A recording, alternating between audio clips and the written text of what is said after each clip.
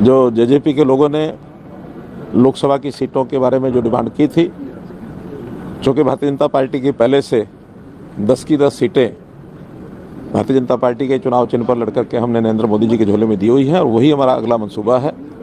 इसलिए केंद्रीय जो हमारा नेतृत्व है उसमें से उनको हम लोगों ने अपने आप खुद 10 सीटें लड़ेंगे।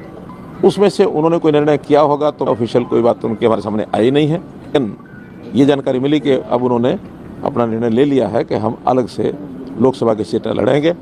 उसी में से आगे के सब निर्णय हुए हैं, तो ये तो एक घटनाक्रम हो सकता है।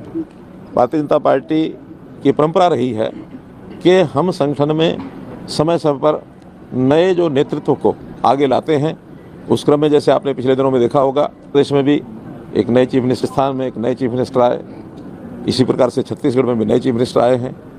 ये ठीक है कि वो विधानसभा के चुनाव के बाद आए हैं और अभी चूँकि लोकसभा के चुनाव हमारे एकदम सिर पर हैं और पार्लियामेंट्री बोर्ड ने कुछ इस प्रकार का निर्णय लिया है, नया नेतृत्व इसी समय ला करके, और हम एक हमारे जो पहले सांसद हैं और प्रदेश के अध्यक्ष श्री नायब सिंह सैनी, उनको जो है सब उनकी परामर्श पर और हमारा जो विधायक दल मंडल है चुन करके और आज नए चीफ मिनिस्टर के नाते श्री नायब सिंह सैनी की नियुक्ति की गई है। और इससे कम से कम मैं प्रसन्न हूँ कि एक नया नेतृत्व समय रहते और आगे उभरा है।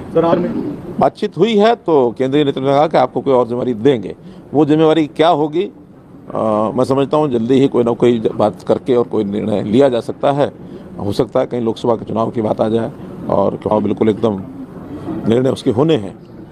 मुझे ऐसी संभावना है कि शायद ऐसा हो सकता है। अगर वो होगा तो भी पार्लियामेंट्री बोर्ड जो निर्णय करेगा उसको। पीएम साहब आपकी बड़ी तारीफ कर रहे थे और आज ये फैसला हुआ। अचानक उस विषय की जब याद आई है, जब भी कोई बात मन में आती है वो बोलते हैं। मुझे भी अच्छा लगा है कि पुरानी बातें उन्होंने याद की हैं, लेकिन उस तारीख का इस घटनाक्रम से कोई संबंध नहीं है। कुल मिलाकर के बहुत समय पहले मैंने स्वयं होकर के आगे बढ़ करके कहा था कि हमको कोई नया नेको आज जो है मुख्यमंत्री है।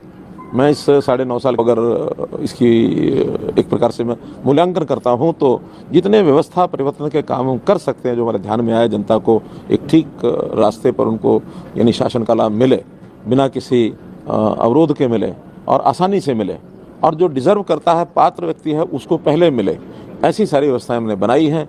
चाहे वो कंप्यूटराइज व्यवस्थाएं खड़ी करनी है, और हमने ऑनलाइन ट्रांसफ़र पॉलिसी का जो किया, बहुत पहले एक विचार था कि एम्प्लॉइज़ बहुत परेशानी होती है ट्रांसफ़र के नोट से जाते हुए, वो हमने किया।